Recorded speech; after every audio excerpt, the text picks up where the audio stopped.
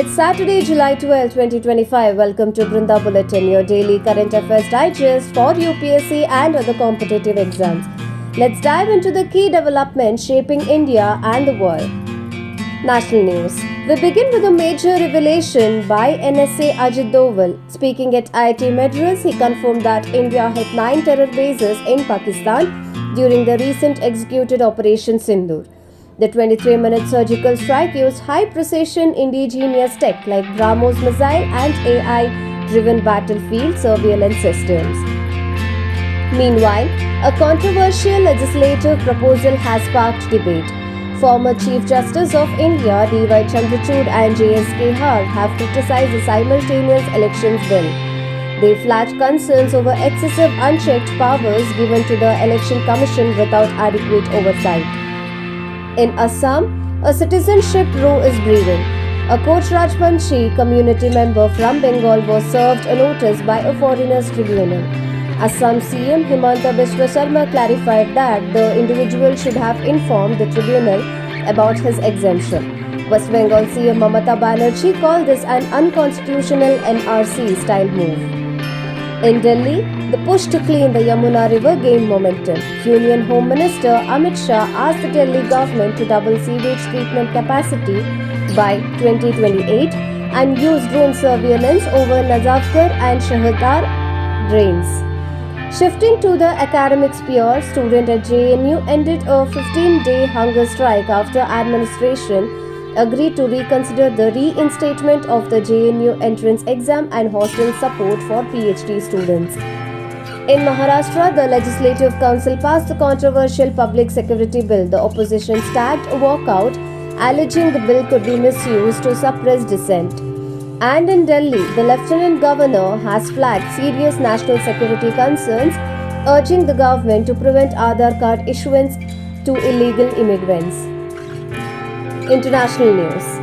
The US has imposed sanctions on UN Special Reporter Francesca Albanese for engaging with ICC over alleged Israeli war crimes. The UN has denounced this as a dangerous precedent. In Pakistan's Riztai Balochistan province, militants killed 9 passengers after forcefully offloading them from 2 buses. A grim reminder for the region's ongoing instability.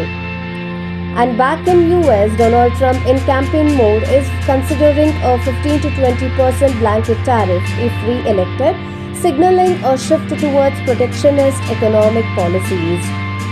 Economy and finance. A shocking case of corruption emerges in Nagaland. A food corporation of India cashier whose total earnings were just Rs 40 lakh over 6 years was found to have investment worth nearly Rs 19 crore. The CBI has booked him for holding disproportionate assets.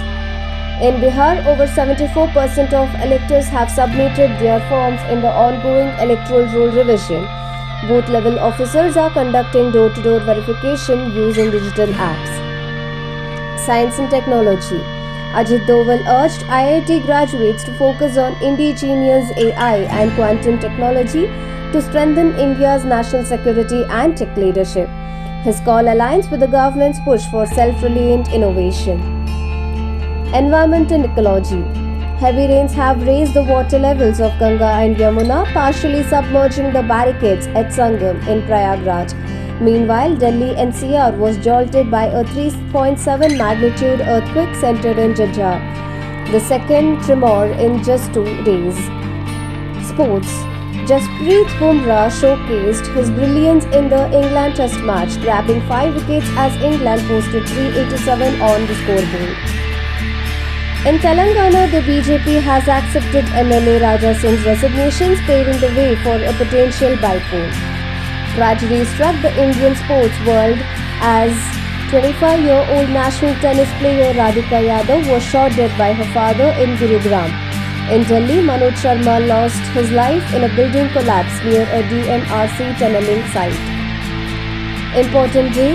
On the occasion of World Population Day, Andhra Pradesh CM Chandrababu Naidu flagged the state's sub-replacement fertility rate of 1.7. He warned this could cause labor shortages and economic stagnations, calling for comprehensive family and population policy reforms.